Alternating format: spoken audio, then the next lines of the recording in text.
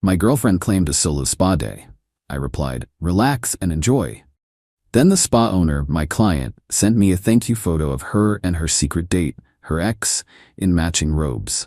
I had her bags packed by the time her relaxing day was over. She was frantically trying to explain as I showed her the photo.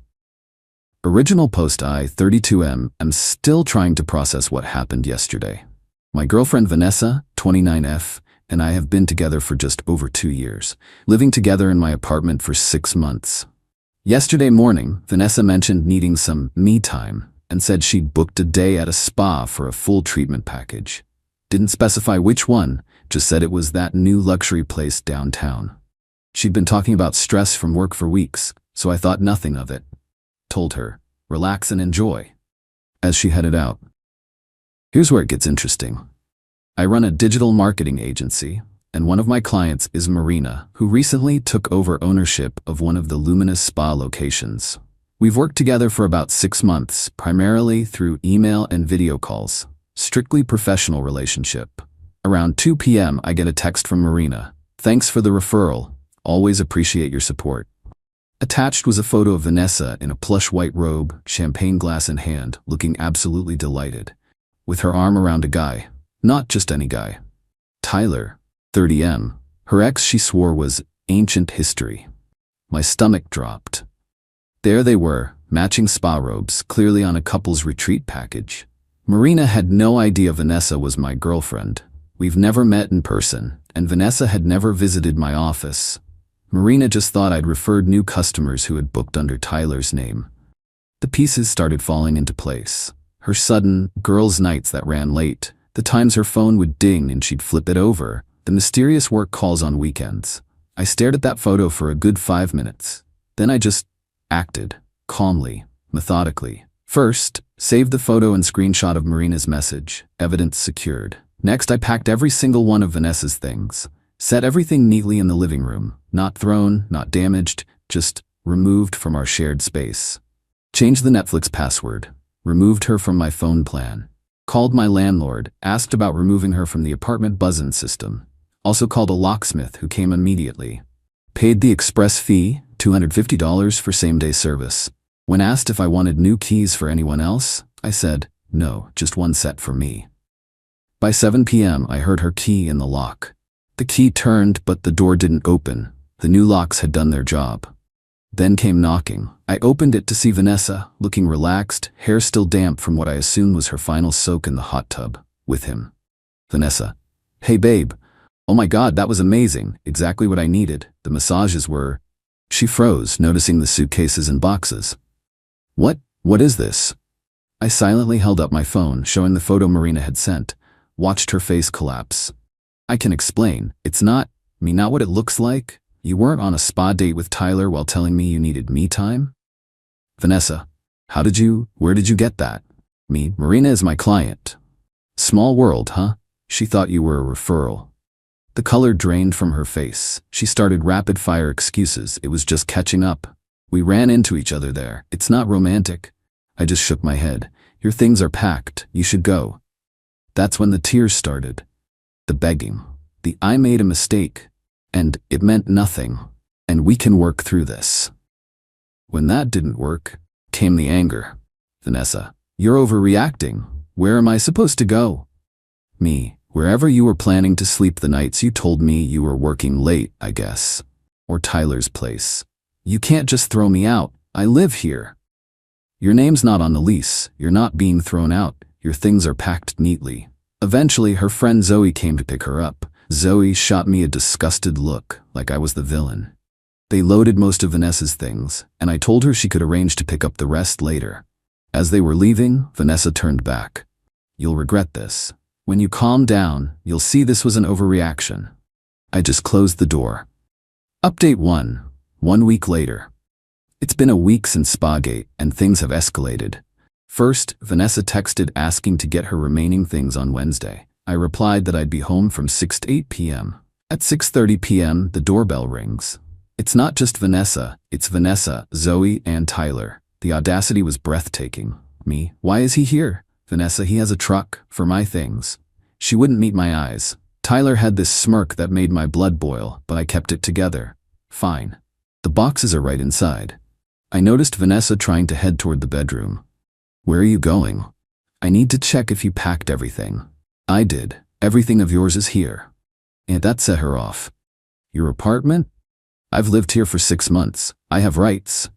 Me. Not according to the lease you never signed. Tyler stepped forward, chest puffed up. Don't talk to her like that, man. You have exactly 2 minutes to get these boxes and leave before I call the police for trespassing. You're being such an a-hole. She made one mistake. A mistake is forgetting to pick up milk. Booking a couple's spa day with your ex while lying to your boyfriend is a choice. As they were leaving, Vanessa turned back.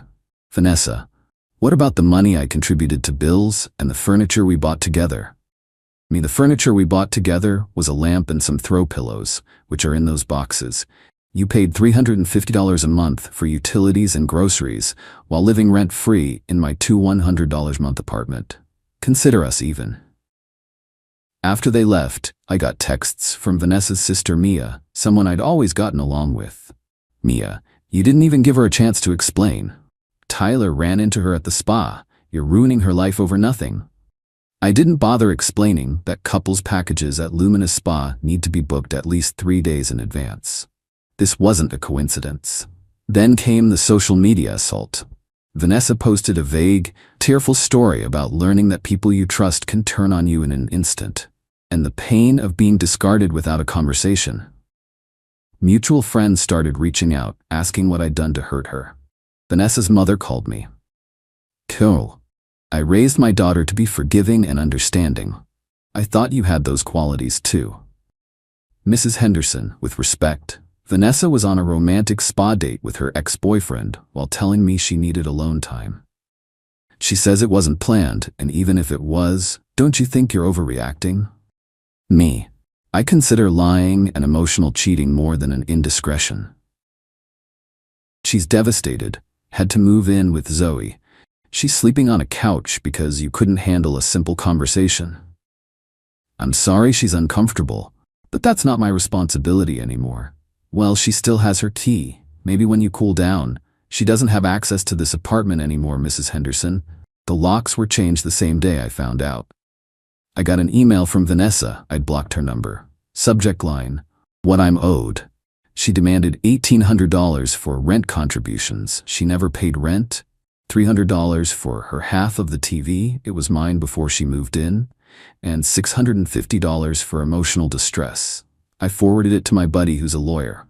I also checked my credit card statements after noticing an unfamiliar decline charge. Called my bank and flagged potential fraudulent activity. Not once, in all the tearful pleas, angry texts, and family interventions, has Vanessa actually denied being romantically involved with Tyler. Update 2. 3 weeks later, things escalated further. Vanessa showed up at my office during a client meeting. When I came out, she was clutching a gift bag. Inside was a watch, a knockoff of the expensive one I'd mentioned wanting months ago. Me, where did you get the money for this? Does it matter? I wanted to show you I care. It matters if you're spending money on gifts when you're supposedly sleeping on Zoe's couch and demanding money from me. She switched tactics. I've been talking to people. What you did was illegal. You can't just throw someone out of their residence without notice. You weren't on the lease. You never established tenancy legally.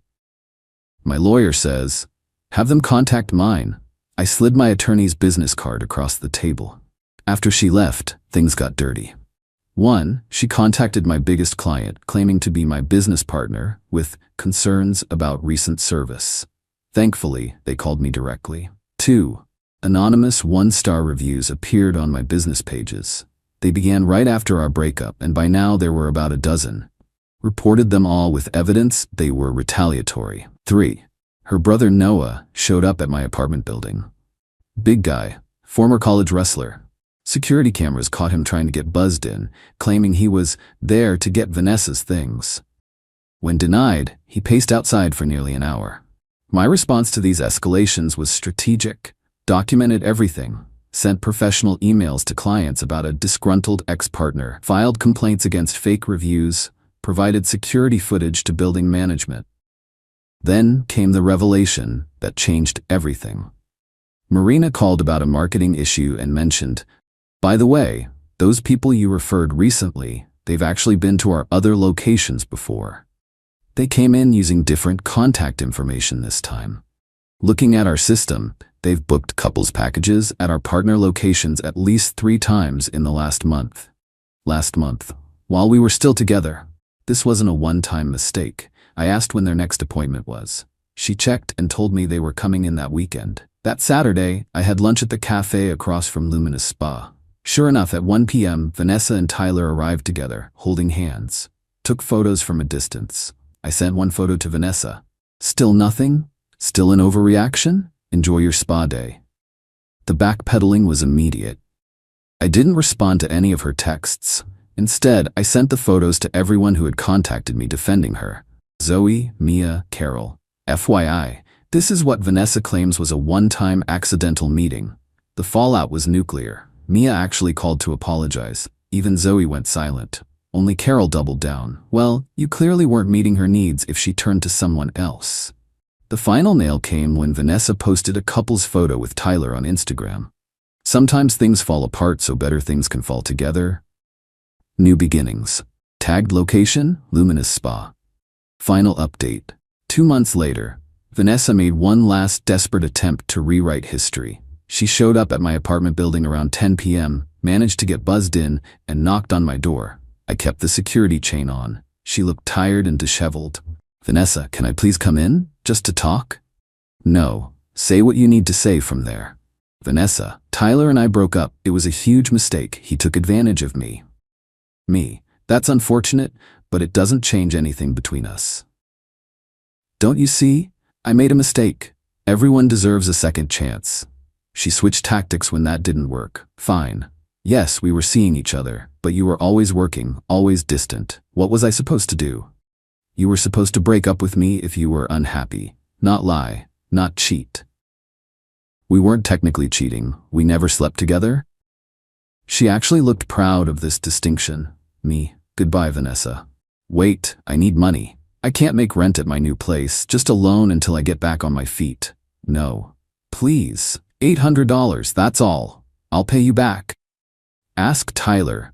We're not really broken up, okay? But we're fighting and he's being difficult about money."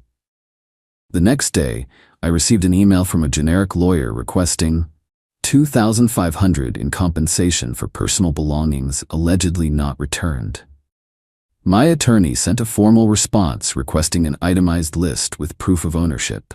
Never heard back.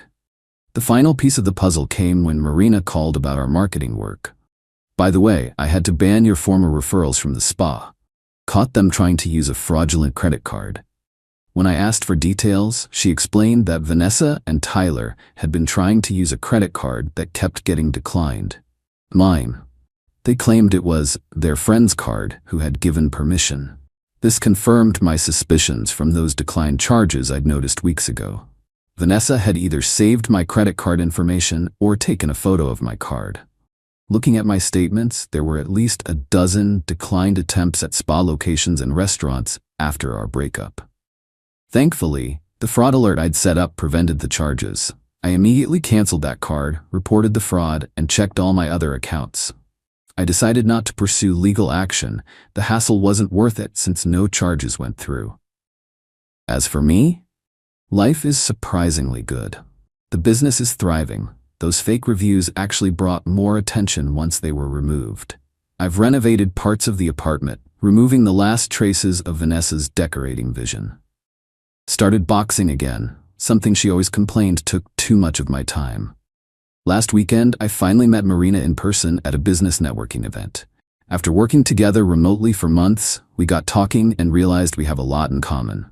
Nothing romantic yet, but a genuine friendship forming. The most satisfying part? I received a text from Zoe. "You were right about V. Sorry I didn't see it sooner." She tried the same credit card trick with me. Seems Vanessa's patterns extend beyond romantic relationships. I don't wish her ill. I just wish her away from me and anyone I care about. That's not bitterness, it's boundaries. So that's it. The story of how a spa photo ended a relationship but started a journey of self-respect. Sometimes the cleanest breaks heal the best.